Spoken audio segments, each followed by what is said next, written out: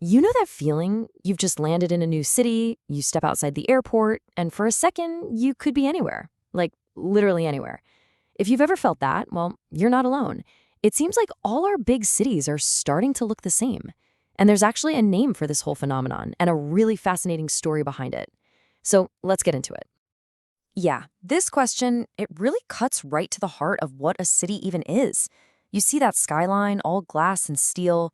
You see the same coffee shops and stores on every corner, and you just have to wonder, what's the deal?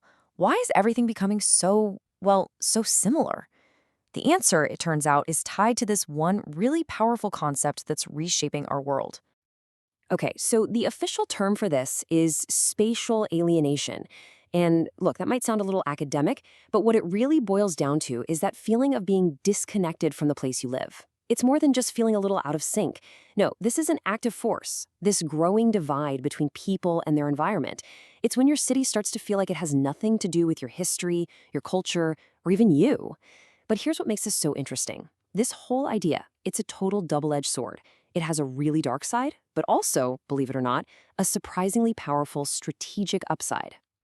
All right, so let's tackle the dark side first. The threat. Think of spatial alienation as this slow-acting poison for a city's soul.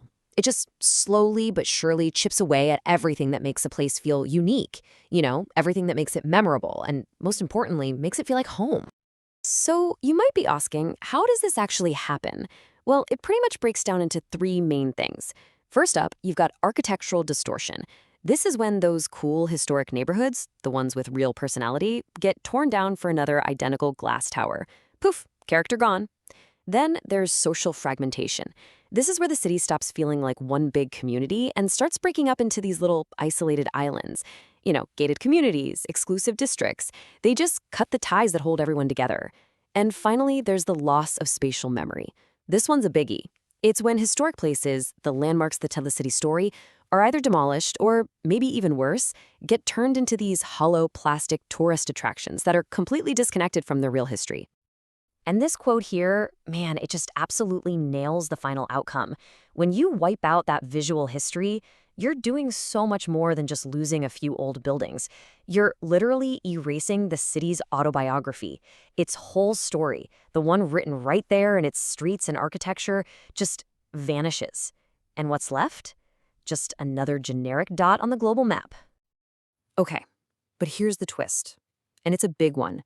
At the exact same time that spatial alienation is threatening to kill a city's identity, it can also be turned around and used as an incredibly powerful tool. I know, it sounds kind of crazy, right? This destructive force actually has a secret life as a marketing engine. This is the paradox we're digging into. So, let's just lay this out. On one hand, we've established that the sameness is a huge threat to local culture and identity. We get it. But on the other hand, for marketers and city planners, that exact same sameness can be spun into a golden opportunity. The big question is, how on earth does that work? Well, it's actually a pretty deliberate three-step strategy. First, you use that sameness to build a global brand. Think about it. For international tourists or investors, that familiar hotel chain or coffee shop feels safe, it's predictable, it's low risk. Step two, you create a desirable image. I'm talking about those super sleek, modern waterfronts that project nothing but luxury and success. They're designed to look great on social media and attract global money. And finally, step three, you sell efficiency. These standardized business districts, they're basically a plug-and-play setup for huge corporations. No need to deal with local quirks, just set up shop and go. So all of this leads to a massive crossroads that pretty much every big city is facing right now. They have to make a choice, a really critical choice about who they want to be and how they're going to sell themselves to the rest of the world. And there are two very, very different paths they can take. Okay, so path number one is the easy route. Just lean into the alienation. Market your city as the next so-and-so. You become a copy of another successful place. It might get you some quick investment, but in the long run, you're just erasing what makes you special. But then there's path number two, the smart path. This one is way harder, but it's all about balance and intelligence. It's about taking this whole challenge and flipping it on its head. Instead of trying to be like everyone else, you market the very things that make you different, unique, and authentic. So where does this all leave us? Which path is the right one? Well, the final argument here is actually pretty powerful, and you know what? Maybe a little optimistic. It points to a clear winner in the long game. And here it is, the big takeaway. In a world where everything is starting to look the same, being a perfect copy isn't an advantage anymore. The real power, the real success is going to come from being an unforgettable original. The cities that are going to win in the future are the ones brave enough to just be themselves. So when you boil it all down, what does that really mean?